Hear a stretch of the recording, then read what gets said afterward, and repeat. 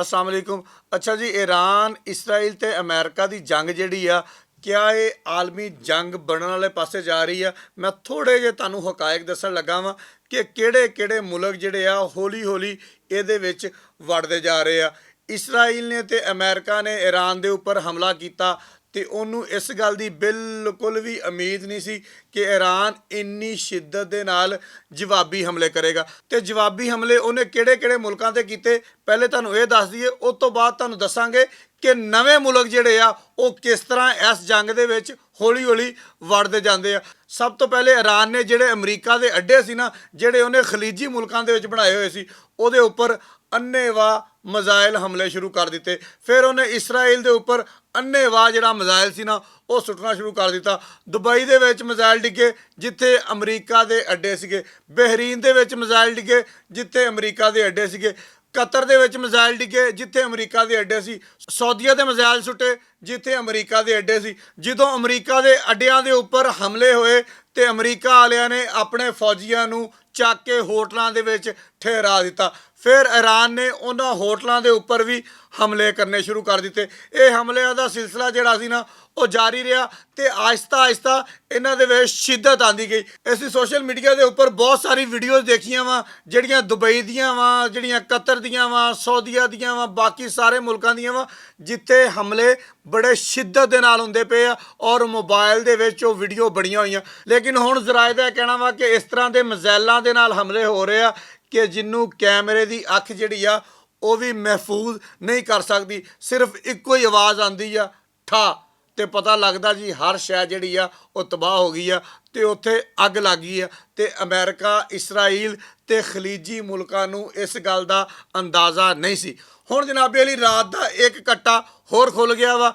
3 ਮੁਲਕ ਜਿਹੜੇ ਆ ਇਸ ਜੰਗ ਦੇ ਵਿੱਚ ਹੋਰ ਵੜ ਆਏ ਆ। ਉਹਨਾਂ ਨੇ ਮੁਸ਼ਤਰਕਾ ਬਿਆਨ ਦਿੱਤਾ ਵਾ। ਸਭ ਤੋਂ ਪਹਿਲੇ ਬਰਤਾਨੀਆ, ਜਰਮਨੀ, ਫਰਾਂਸ। ਉਹਨਾਂ ਨੇ ਕਿਹਾ ਵਾ ਕਿ ਅਗਰ ਜ਼ਰੂਰਤ ਪਈ ਤੇ ਅਸੀਂ ਜਨਾਬੇ ਅਲੀ ਇਸ ਜੰਗ ਦਾ ਜਵਾਬ ਦੇਵਾਂਗੇ ਅਮਰੀਕਾ ਤੇ ਇਸਰਾਈਲ ਦੇ ਨਾਲ ਰਲ ਕੇ, ਤੇ ਆਪਣੇ ਬਹਿਰੀ ਅੱਡੇ ਜਿਹੜੇ ਆ ਉਹ ਅਮਰੀਕਾ ਨੂੰ ਦੇ ਦਿੱਤੇ ਵਾ। ਇਹ ਜਨਾਬੇ ਅਲੀ 3 ਮੁਲਕ ਜਿਹੜੇ ਆ ਇਹ ਨਵੇਂ ਇਸ ਜੰਗ ਦੇ ਵਿੱਚ ਵੜ ਗਏ ਆ। ਦੂਸਰੇ ਪਾਸੇ ਚੀਨ ਔਰ ਰੂਸ ਨੇ ਬੜੇ ਸਖਤ ਬਿਆਨ ਦਿੱਤੇ ਆ। ਉਹਨਾਂ ਨੇ ਕਿਹਾ ਜੀ ਇਹ ਜੰਗ ਗੈਰ ਕਾਨੂੰਨੀ ਆ, ਗੈਰ ਅਖਲਾਕੀ ਆ। ਉੱਥੇ ਦੇ ਸੁਪਰੀਮ ਲੀਡਰ ਦੀ ਸ਼ਹਾਦਤ ਜਿਹੜੀ ਆ ਉਹ ਗਲਤ ਆ, ਉਹਦਾ ਸਾਨੂੰ ਬਹੁਤ ਜ਼ਿਆਦਾ ਅਫਸੋਸ ਆ। ਫਿਰ ਜਨਾਬੇ ਅਲੀ ਲਬਨਾਨ ਨੇ ਇਸਰਾਈਲ ਦੇ ਉੱਪਰ 6 ਮਿਜ਼ਾਈਲ ਜਿਹੜੇ ਆ ਨਾ ਉਹ ਸੁੱਟ ਦਿੱਤੇ ਆ, ਜਿਹਦੀ ਉੱਥੇ ਚੰਗੀ ਭਲੀ ਤਬਾਹੀ ਹੋਈ ਆ।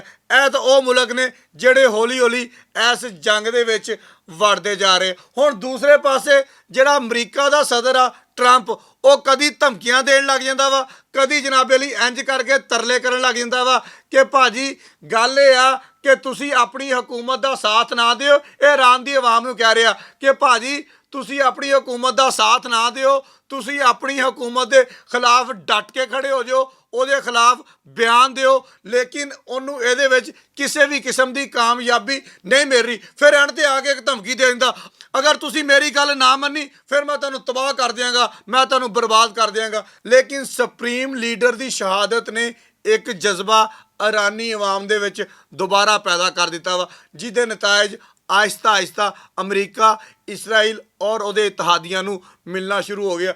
ਦੂਸਰੇ ਪਾਸੇ ਜਿਹੜੀ ਖਲੀਜੀ ਮੁਲਕਾਂ ਦੇ ਬਿਆਨ ਆ ਰਹੇ ਆ ਉਹ ਵੀ ਜੰਗ ਨੂੰ ਵਧਾਉਣ ਦੇ ਵਿੱਚ ਅਹਿਮ ਕਿਰਦਾਰ ਅਦਾ ਕਰ ਰਹੇ ਆ। ਉਹਨਾਂ ਦਾ ਇਹ ਕਹਿਣਾ ਵਾ ਕਿ ਅਸੀਂ ਆਪਣੇ ਮੁਲਕਾਂ ਦੀ ਖੁਦ ਮੁਖਤਾਰੀ ਦੇ ਉੱਪਰ ਹਮਲਾ ਕਰਨ ਦੀ ਈਰਾਨ ਨੂੰ ਇਜਾਜ਼ਤ ਨਹੀਂ ਦੇਵਾਂਗੇ। ਮੇਰਾ ਇੱਕ ਇੱਥੇ ਛੋਟਾ ਜਿਹਾ ਮਾਸੂਮਾਨਾ ਜਿਹਾ ਸਵਾਲ ਆ ਕਿ ਜਦੋਂ ਤੁਹਾਡੀ ਹਦੂਦ ਦੇ ਵਿੱਚੋਂ ਅਮਰੀਕਾ ਦੀ ਬੇਸ ਦੇ ਉੱਪਰੋਂ, ਅਮਰੀਕਾ ਦੇ ਬਹਿਰੀ ਬੇੜਿਆਂ ਦੇ ਉੱਪਰੋਂ ਜਹਾਜ਼ ਉੱਡ ਕੇ ਈਰਾਨ ਦੇ ਉੱਪਰ ਹਮਲਾ ਕਰਦਾ ਵਾ, ਉਸ ਟਾਈਮ ਈਰਾਨ ਦੀ ਖੁਦ ਮੁਖਤਾਰੀ ਮੁਤਾਸਰ ਨਹੀਂ ਹੁੰਦੀ, ਈਰਾਨ ਦੀ ਖੁਦ ਮੁਖਤਾਰੀ 'ਤੇ ਹਮਲਾ ਨਹੀਂ ਹੁੰਦਾ। ਮੈਂ ਸਿਰਫ ਇੰਨੀ ਕੁ ਗੁਜ਼ਾਰਿਸ਼ ਕਰਕੇ ਅੱਗੇ ਜਾਵਾਂਗਾ ਕਿ ਨਾ ਉਹ ਖਲੀਜੀ ਮੁਲਕਾਂ 'ਤੇ ਹਮਲਾ ਕਰਨ ਡੇ ਆ, ਨਾ ਖਲੀਜੀ ਮੁਲਕਾਂ ਦੀ ਆਵਾਮ ਦੇ ਉੱਪਰ ਹਮਲਾ ਕਰਨ ਡੇ ਆ। ਉਹ ਹਮਲਾ ਕਰਨ ਡੇ ਆ ਉੱਥੇ ਜਿੱਥੇ ਜਿੱਥੇ ਅਮਰੀਕਾ ਬਹਿ ਕੇ ਈਰਾਨ ਦੇ ਉੱਪਰ ਹਮਲਾ ਕਰ ਰਿਹਾ ਵਾ। ਮੇਰੇ ਖਿਆਲ ਦੇ ਨਾਲ ਇਹ ਈਰਾਨ ਦਾ ਇੱਕ ਜਾਇਜ਼ ਔਰ ਕਾਨੂੰਨੀ ਹੱਕ ਆ। ਹੁਣ ਮੈਂ ਗੱਲ ਕਰਾਂਗਾ ਕਿ ਇਸ ਜੰਗ ਦੇ ਵਿੱਚ ਸਭ ਤੋਂ ਜ਼ਿਆਦਾ ਨੁਕਸਾਨ ਕਿਹਦਾ ਹੋਣਾ ਵਾ।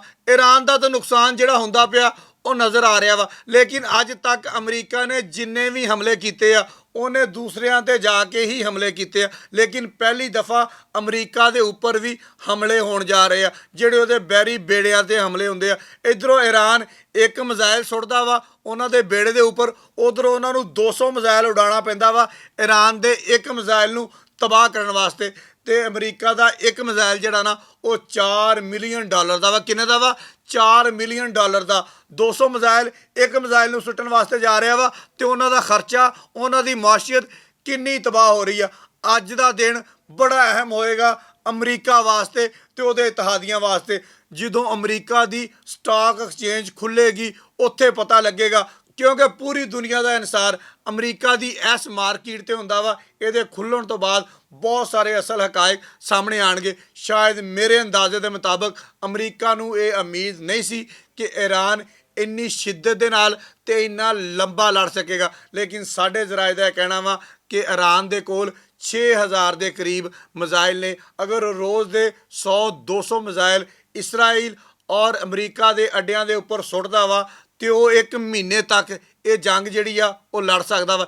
1 ਮਹੀਨਾ ਅਗਰ ਤੇਲ ਦੀ ਆਮਦੋਰਫਤ ਜਿਹੜੀ ਕਿ ਈਰਾਨ ਦੇ ਵਿੱਚੋਂ ਲੰਘ ਕੇ ਜਾਣੀ ਆ ਬੰਦ ਹੋ ਗਈ ਤੇ ਪੂਰੀ ਦੁਨੀਆ ਸਮੇਤ ਅਮਰੀਕਾ ਔਰ ਉਹਦੇ ਇਤਿਹਾਦੀਆਂ ਦਾ ਬਹੁਤ ਜ਼ਿਆਦਾ ਨੁਕਸਾਨ ਹੋ ਜਾਏਗਾ। ਆਉਣ ਵਾਲੇ ਦਿਨ ਇਸ ਜੰਗ ਵਾਸਤੇ ਇਸ ਤੋਂ ਅਹਿਮ ਨੇ ਕਿ ਅਗਰ ਤੇਲ ਦੀਆਂ ਕੀਮਤਾਂ ਉੱਪਰ ਚਲੀਆਂ ਜਾਂਦੀਆਂ ਵਾ, ਅਮਰੀਕਾ ਦੀ ਐਕਸਚੇਂਜ ਮਾਰਕੀਟ ਬਹਿ ਜਾਂਦੀ ਆ ਤੇ ਫਿਰ ਪੂਰੀ ਦੁਨੀਆ ਵਾਸਤੇ ਇਹ ਜੰਗ ਜਿਹੜੀ ਆ ਬਹੁਤ ਅਹਿਮ ਹੋ ਜਾਏਗੀ। ਬਹੁਤ ਸ਼ੁਕਰੀਆ।